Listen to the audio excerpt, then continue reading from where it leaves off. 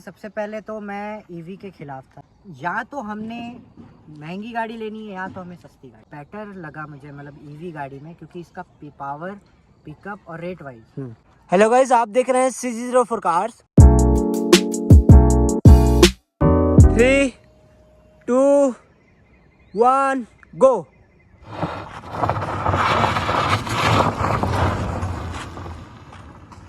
और भाई आज के वीडियो में देख पा रहे हैं कि जैसे कि आपको इलेक्ट्रिक दिख रही होगी स्क्रीन पे, तो आप समझ ही जाओ कि मैं इलेक्ट्रिक गाड़ी का ओनरशिप रिव्यू आज आपके लिए लेके आया हूँ।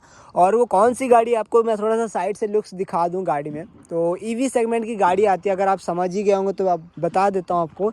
MG की ये ZS EV के तौर पे आती है, नाम से आती है, जो कि आप एस्टर के तौर पे भी इस गाड़ी को कहीं ना कहीं देखते हैं मार्केट में। ठीक, आज के डेट में गाड़ी जो है कहीं ना कहीं 25 लाख तक के रेंज में आपको देखने को मिल जाती है। हाँ जी हाँ दोस्तों, आप सही रेट सुने, 25 लाख तक का इसका एक्स शोरूम जो प्राइस है टॉप एंड मॉडल का मैं बता रहा हूँ आपको। और कहीं ना कहीं बेस वेरिएंट में आप जाते हो तो 22 लाख के रेंज में आ जाती है आपकी।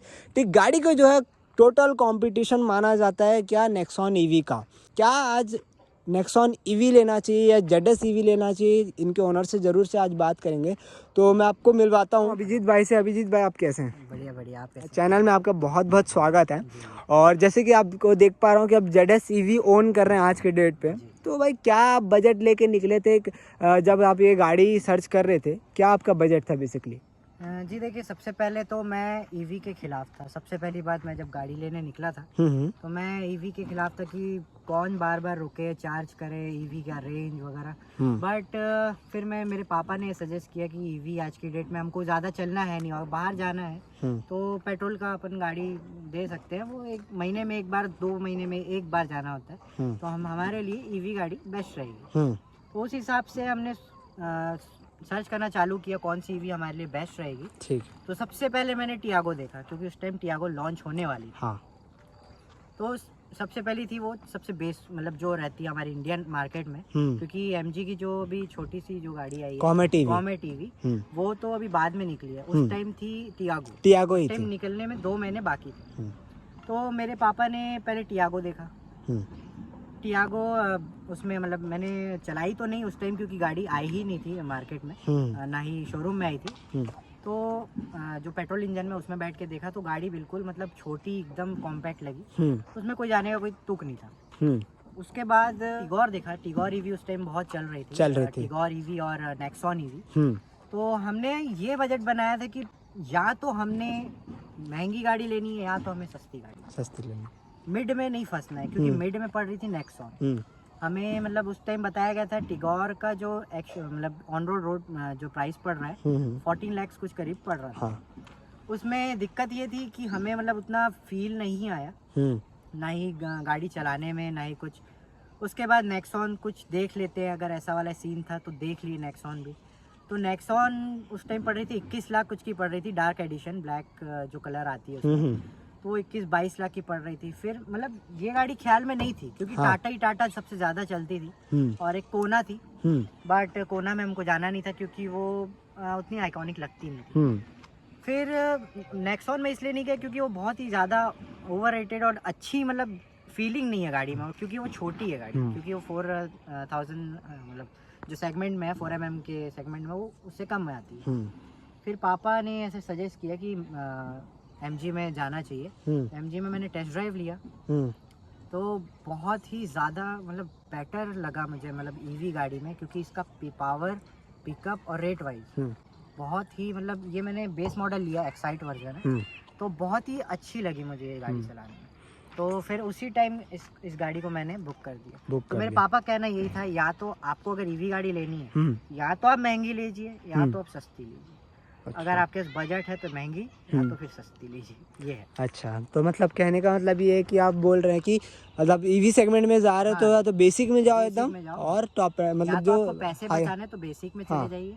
शो करना है आपके पास पैसे हैं तो कोना, एमजी और जैसे और भी हाई सेगमेंट की गाड़ी आती है उसमें आप जा सकते हैं। तो भाई आपको ऐसा लगा नहीं यार, मैं आज के डेट में कहीं ना कहीं 25 लाख रुपए दे रहा हूँ एमजी वालों को और मैं ईवी सेगमेंट की ओर जा रहा हूँ, क्यों ना मैं मतलब थोड़ा सा इसी प्राइस पॉइंट में अगर मैं देखूँ जो इस सेगमेंट की गाड़ी आ रही है, कहीं ना कहीं मेरे को एक एसयूवी वाला गाड़ी मिल सकती है, इवन 7 सीटर तक का गाड़ी मैं उठा सकता हूँ मार्केट से।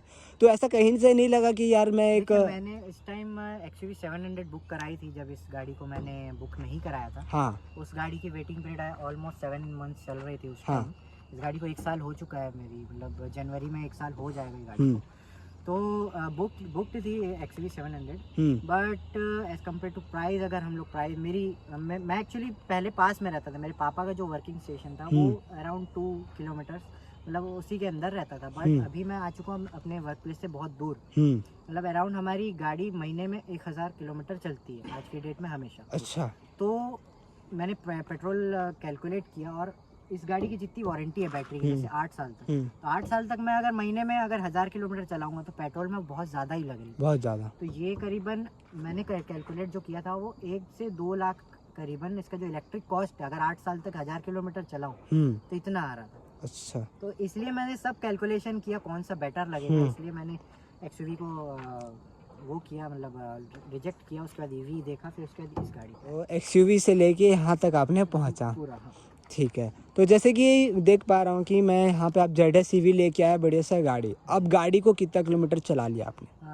अभी चल चुकी है गाड़ी मेरी कम से कम 12 से 13 हज़ार किलोमीटर। 12 से 13 हज़ार किलोमीटर, मतलब साल भर के अंदर अंदर मोटा 1000 एक महीने। ठीक है, महीने का 1000 किलोमीटर गाड़ी का रनिंग है। ठीक, आपका एक्सपीरियंस क्या बोलता है जब आप खुद बताए कि वीडियो के स्टार्टिंग में कि मैं ईवी को लेके कहीं ना कहीं थोड़ा सा नेगेटिव की ओर था, और जब ईवी घर पे आ चुकी है, आज 1 साल हो चुका है गाड़ी को, तो चलाने के बाद आपका क्या रिव्यू? देखिए, चलाने के लिए नो डाउट बहुत ही बेहतरीन गाड़ी है, क्योंकि एमजी एक प्रीमियम सेगमेंट आपको फील कराती है। आप अगर अंदर बैठेंगे तो एक मर्सिडीज लाइक फील आती है। इसकी जो हेडलाइट्स आप और इसकी जो लेंथ है वो इस प्राइस सेगमेंट में आपको नेक्सॉन नहीं देती है। लेंथ छोटी है और कहीं ना कहीं पूरी कॉम्पैक्ट लगती है, कोई ज़्यादा। अभी तो न्यू वर्जन भी आ चुकी है, बट मुझे वो कहीं उतना ज़्यादा अच्छी नहीं लगी, क्योंकि गाड़ी बड़ी है। मेन बात इसमें फीचर्स है और बिल्ड क्वालिटी भी बहुत अच्छी है, नेक्सॉन से भी कम्पीट करती है, 5 स्टार इसको भी मिले। तो ये सब देखा मैंने, तो ये अच्छी लगी मुझे। और ओवरऑल एक्सपीरियंस ये है कि हमारे फैमिली को कोई दिक्कत नहीं है, 5 जन आराम से बैठ जाते हैं, और जो हम लंबी ड्राइविंग सोचते हैं वो हम कर चुके हैं। अच्छा। हाँ, तो इसमें मतलब जैसे एक रन पे आप करीबन 200 से 250 एक रन पे आप जा सकते हैं इजीली। अच्छा। और अगर रेंज की अगर क्लियर बात बताऊँ, तो रेंज आपको देती है, अगर ठंडी में चलाओ तो 340 से 350 देती है। अच्छा, एवरेज नॉर्मल मोड। और अगर आप इको मोड में चलाएंगे, जैसे रात को हमें एसी चलाने का जरूरत नहीं पड़ता है, तो आपको गाड़ी कम से कम 380 to 390 दे देती है। अच्छा, मतलब। और अगर आप गर्मी में आते हैं, गर्मी में भी हम चलाए गाड़ी को, गर्मी में हो जाती है, इसका मतलब रेंज बहुत डाउन हो जाता है, कम से कम 320, 330, 310 ऐसे चलती है। अच्छा, तो इतना रेंज का ड्रॉप। और कंपनी क्या क्लेम करती है भाई? कंपनी क्लेम करती है 461 कंपनी की अराउंड 4 किलोवाट की बैटरी। हाँ, 50 किलोवाट की बैटरी। इतना तो देती ही नहीं है कोई भी गाड़ी, आज तक मैंने तो देखा नहीं कि किस प्रकार की ये लोग क्लेम करते हैं। हाँ, तो भाई यहाँ से ट्रेन जा रहा है तो उसका आवाज़ आ रहा होगा आपको, है ना? हाई स्पीड में ट्रेन जा रहा है और ट्रेन को जाने देते हैं। ठीक है भाई, एटलीस्ट आपने जैसे बताया ZS EV लेते टाइम आप नेक्सॉन EV को ट्राई किए कि ट्राई भी नहीं किया? ट्राई किया मैंने। हाँ। वो मुझे गाड़ी जैसे बॉडी रोल जो होती है ना, वो लग रही थी पुरानी वाली। नया वाला तो मैंने नहीं चलाया था। हाँ, पुरानी वाली। बट जो पुरानी वाली है वो मुझे उस पर नहीं लगी, बिल्कुल नहीं। जैसे कि आप ले रहे थे इस प्राइस पॉइंट में, इसके अलावा तो कोई और EV आती नहीं है। और इससे ऊपर जाएं थोड़ा सा, भी एक BYD भी चल रहा है। BYD हमें मतलब ले सकते थे, बट वो बहुत ज्यादा ओवर बजट हो जाता है, क्योंकि हम इसका 35-36 लाख तक के वो गाड़ी आती है। 35 लाख तक आती थी, बट उसका ये है, अगर लेना था तो ले सकते थे, बट कंपनी की कोई गारंटी नहीं। अच्छा। अभी तक कोई चालू हुई नहीं है अच्छे से, कोई मार्केट में उतरी नहीं है, तो हमने उसको ड्रॉप कर दिया। अच्छा।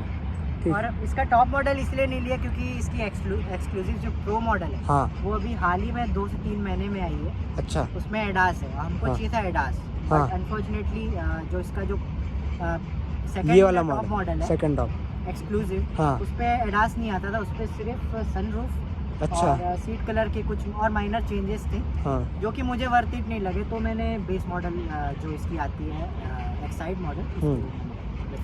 अच्छा, तो भाई ऐसा कहीं लगा नहीं कि यार मैं मतलब आज के डेट में मैं चला रहा हूँ एक लॉन्ग रेंज पे मैं जा रहा हूँ, जैसे कि आपने बताया कि लॉन्ग ड्राइव भी चलता है अपना, तो बीच में कहीं चार्जिंग में रुकना पड़ रहा है? वन गो में एक बार में कहाँ तक गए हो आप? वन गो में मैं वही बताया आपको 250 में जा चुका। 250 जा चुके हैं, फिर उसके बाद फिर कैसे? 250 मैंने घर पे चार्ज में लगाया। अच्छा, उसके डेस्टिनेशन तक पहुँच गया था। कम से कम 3-4 हज़ार का एक वो आता है एक्सटेंशन वायर, हाँ, वो बनवाया, और घर का जो इसका जो पोर्टेबल चार्जर है, हाँ, बट इसका ये चार्जर बहुत टाइम लगा। अच्छा, आओ देखें ज़रा चार्जर कैसा है, कितने किलोवाट तक का चार्जर इधर की डिक्की में? इसमें आपको आएगा चार्जर कितने किलोवाट का दे रहे हैं चार्जर? ये आपको 2.8 या 3 ऐसी कुछ किलोवाट का चार्जर है ये, जो कि मुझे लगा देता है, अगर मैं 5% से करूँ गाड़ी तो ये लगा देगा 20-22 घंटे। अच्छा जी, मतलब ये घर के वो जो सॉकेट से करें तो 20-22 घंटे 20-22 घंटे आराम से। तो बहुत टाइम लग रहा है। नेक्सॉन ईवी तो इससे भी जल्दी हो जाता है। मैंने वही देखा कि इसका जो पोर्टेबल चार्जर है, हाँ, वो कम किलोवाट का है, जो नेक्सॉन का है वो 3.5 है एक्चुअली, हाँ, इसलिए वो थोड़ी ज़्यादा करती है। हाँ, बट वो भी मेरे दोस्त हैं, उनके पास भी नेक्सॉन है, उनका भी कम से कम 20 घंटे 16 घंटे तो लगा ही देते हैं। नेक्सॉन? हाँ, नेक्सॉन मैक्स का ये ट्रू रिव्यू बता रहा हूँ आपको। अच्छा, जो चार्जिंग का है ना, ये ट्रू है एकदम। तो कंपनी जो क्लेम कर रही है वो ऐसी देगी ही देगी। अच्छा, और फास्ट चार्जिंग का क्या सीन है? फास्ट चार्जिंग मेरे घर पे है, हाँ, 7 पॉइंट कुछ। वो आप अलग से लगवाए हो? नहीं, कंपनी फिट करके गई है पूरी फ्री ऑफ कॉस्ट। अच्छा, तो उसमें जैसे लगाऊं तो मैं मेरे 7 से 8 घंटे हो जाए। टाटा वाले उसमें एक 50-1 हज़ार रुपये लेते हैं और अलग से घर में लगा के देते हैं, मेरे को ऐसा लगता है। फ्री ऑफ कॉस्ट घर में इंस्टॉल करके एक बड़ा जो हाई एम्पियर का आता है, आपको घर में दिखा दूंगा मैं। वो लगा हुआ है और अच्छी मतलब फास्ट चार्ज हो जाता है। ठीक है भाई, आज के डेट में आपने जैसे बताया कि ZS EV ओन कर रहे हैं, तो कहीं ना कहीं अभी लेटेस्ट 2023 में जब एक साल इसको 22 में लिए थे, राइट? तो उस टाइम में मतलब इतना ज़्यादा तो नहीं आता, लेकिन जो 2023 में अपडेट्स वगैरह आए हैं गाड़ियों में, MG की बात की जाए तो इस प्राइस में एक हेक्टर भी आती है, तो उसको एक बार ट्राई नहीं किया आपने? हेक्टर मैंने जैसे लॉन्च हुई थी, हाँ, फर्स्ट लॉन्च में मतलब मैंने ड्राइव लिया था और गाड़ी बहुत ही शानदार लगी थी। बट उस टाइम लेने का ऐसा कुछ प्लान नहीं था, मतलब कि बड़ी गाड़ी अभी ले, हाँ, क्योंकि बहुत साल पहले निकली थी। हाँ, तो उसके बाद ये था कि EV ही लेना है तो EV में ही लेना। इससे पहले गाड़ी कोई और ओन करते थे? हाँ, CR-V करता था और CR-V, होंडा अमेज और CR-V दोनों एक तगड़ी सेगमेंट की गाड़ी है। होंडा अमेज मैंने 4 साल चलाई थी, हाँ, और CR-V उसको हो गए थे कम से कम 9 साल समथिंग। उस मतलब CR-V जैसी मैं अभी भी बोलूँगा गाड़ी नहीं है। हाँ, हाँ, बहुत ही अच्छी गाड़ी है। क्या प्राइस पॉइंट में लिए थे वो? उस गाड़ी को मैंने सेकंड हैंड लिया था। अच्छा, सेकंड? जी, 12 लाख तक लिया था। हाँ, ऑटोमेटिक। अभी तो मॉडल बंद हो गया इंडिया में, अभी शायद अपडेट ला सकते हैं बहुत जल्द। 13 मॉडल थी वो। 13 मॉडल, 13-14 मॉडल। तो बाकी ओवरऑल कैसे गाड़ी में अगर ड्राइवेबिलिटी की बात की जाए तो जैसे कि मैं खुद नेक्सॉन चलाया हूँ, मेरे को थ्रिल वो मिला। मैं ZS EV अभी तक नहीं चलाया, मैं जेन्युइन बता रहा हूँ। तो इसमें आपका ड्राइवेबिलिटी पे ऊपर क्या कहना है? ड्राइवेबिलिटी के ऊपर मैं बताऊँगा ये 100 आउट ऑफ 100, क्योंकि इसका जो पावर है, पिकअप, और जो इसकी ब्रेकिंग थोड़ी बोलूँगा थोड़ी कम लगी मुझे। भले इसके में 4 डिस्क ब्रेक है, बट थोड़ी कम लगती है। बट पावर में बहुत ज़्यादा पिकअप है इसमें, कम से कम 7-8 सेकंड में 100 चले जाती है। और 180 की टॉप स्पीड है, 181, तो उतनी भी मैं खींच चुका हूँ एक बार, और उसमें कोई डराती नहीं। अच्छा, और नेक्सॉन EV जैसे आपने चलाया तो स्टेबिलिटी में आपको कुछ खास लगा नहीं? जी, मतलब मैंने 80-90 क्रॉस किया तो ऐसी लग रही थी बहुत ऐसे हाइट पे है गाड़ी, क्योंकि ग्राउंड क्लियरेंस काफ़ी है उसका, काफ़ी 208 कुछ करीब है। तो वो बहुत ज़्यादा लगी, बॉडी रोल लगी, तो मुझे बिल्कुल नहीं जमा। मतलब एक कॉन्फिडेंस होना चाहिए। हाँ, तो इस गाड़ी ने मुझे बहुत कॉन्फिडेंस दिया। नहीं, बाकी लुक वाइज तो गाड़ी काफ़ी मतलब अच्छी लगती है। और एक बड़ी है, हाँ, क्रेटा के साइज से भी बड़ी है। हाँ, क्रेटा 4mm प्लस की गाड़ी है। लेने से अच्छा कोई आइस इंजन लेने से अच्छा तो यही प्रीफर।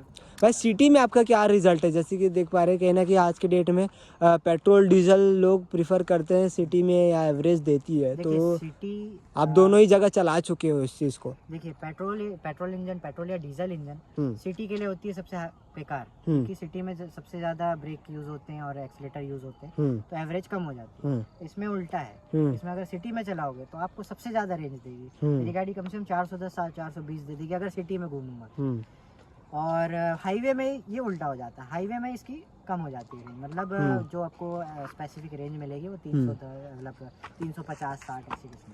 तो ये है भाई MG की ZS CV, और ऐसा कुछ आपको लुक्स देखने को मिल जाता है। 1 साल चली गाड़ी है ये, और 10-12 हज़ार किलोमीटर चल चुकी है गाड़ी आज के डेट में। और दिखाऊं तो एक चीज़, गाड़ी में आपको इंटरनेट इनसाइड भी लिखा हुआ मिल जाएगा प्रॉपर तरीके से, आप देख सकते हैं। प्रॉपर फीचर्स के नाम पे MG कोई कमी नहीं करता अपने हर एक गाड़ियों में। और ये रहा भाई की तरफ से और एक और छोटा सा ओनरशिप रिव्यू, और भाई ने बताया जो भी एक्सपीरियंस रहा इनका 1 साल चलाने के बाद गाड़ी का। होप करता हूँ कि आपको वीडियो पसंद आएगा, पसंद आए तो लाइक शेयर एंड सब्सक्राइब जरूर करना। मिलते हैं फिर नेक्स्ट वीडियो में, तब तक के लिए गुड बाय।